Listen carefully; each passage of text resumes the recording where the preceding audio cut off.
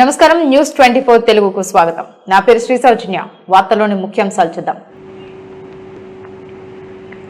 కోనసీమ జిల్లా రామచంద్రపురం పట్టణంలోని 13వ వార్డులో పోలీసులు పల్లె నిద్ర కార్యక్రమం నిర్వహించారు.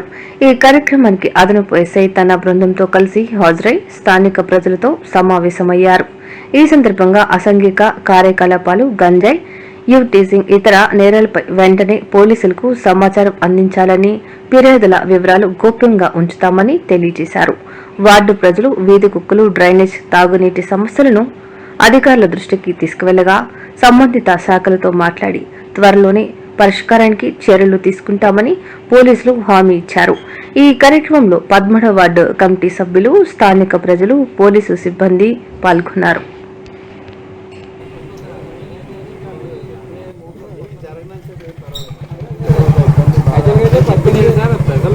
జాగ్రత్తలు ఉన్నారు సార్.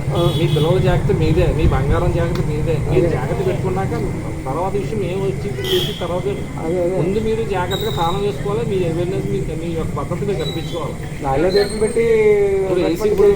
ఇప్పుడు ఎండాకాలం ఏమవుతుందంటే గాలి కోసం తలుపులు అయిపోయి నీటికి ఎవడ కూడా తాళం కూడా బదులు కొడుతుంది. ఆ తాళం తీసుకుంటారు, నేరం చేసి వెళ్ళిపోతున్నారు. మొన్న వేగంపేటలో నేరం జరిగింది. 20 గాజులు బంగారం. వెటనరీ నేను అడిషనల్ ఎస్ఐ రామచంద్రపురం అండి. ఈ పల్లెనిద్రకి సంబంధించి ఈ గ్రామంలో కానీ లేదా ఈ వార్డులో కానీ ఉన్న సమస్యలు తెలుసుకొని వాటిని కన్సర్న్ డిపార్ట్మెంట్కి మేము తెలియజేస్తాం. మా పోలీస్కి వచ్చిన మా పోలీస్ డిపార్ట్మెంట్కి సంబంధించిన సమస్యలు ఏమైనా ఉంటే మేము తీరుస్తాం. అలాగే ఇతర డిపార్ట్మెంట్స్, మున్సిపాలిటీ అవనివ్వండి, లేదా పంచాయతీ అవనండి, ఏ డిపార్ట్మెంట్ అయినా కానీ, ఒక ఎలక్ట్రికల్ డిపార్ట్మెంట్ అవని కానివ్వండి, ఆ సమస్యలు మీకు ఏమైనా ఉంటే కన్సల్ట్ డిపార్ట్మెంట్కి మేము లెటర్ రాసి పంపిస్తాం. అలాగే చిన్న అవేర్నెస్ మహిళల గురించి, సైబర్ క్రైమ్ గురించి, హెల్మెట్ ధారణ గురించి, వీటి గురించి కూడా మేము